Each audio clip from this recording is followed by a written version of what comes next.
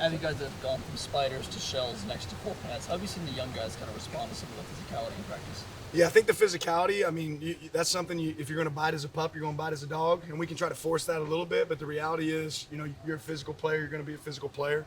I think what you notice as you get into day 5 and day 6, what you start to recognize who's actually got their head buried in their playbook, who's spending the extra time, because it's hard to play fast and know if you don't know what you're doing. And that probably sticks out the young guys that are putting in the extra time that's required to be successful. Those are the guys that are reaping the benefits right now. Who's done that?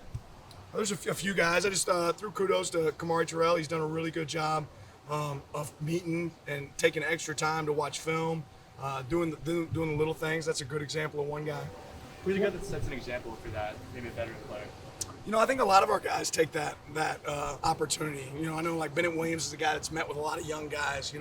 Brandon Doyle is a guy that's met with young guys talking defensively. Ryan Walk on offense. These guys are looking for opportunities to pull people along with them because they've been through it. Someone like Sam Tanhana, you get out of the transfer portal. How have you seen him kind of fit seamlessly into this defensive lineup now that he's got a few months under his belt with the team? Yeah, I've always felt like your best teams are what I would call player-led teams. And I won't go into details about what it's about, but I walk into a team meeting the other day and Sam, Taki's in the front of the room, Brian Addison's in the front of the room, and they're talking to the team about the things that we got to do better. The coaches aren't in the room, so I think that speaks to the character of the players on our team when they're having those conversations without us in there.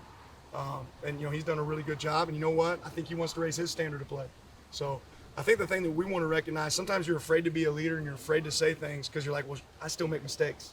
And the reality is, I make mistakes. The coaches make mistakes. The players make mistakes. What we got to do is own them, but still be willing to call people out and get better. And Taki's done a good job of that.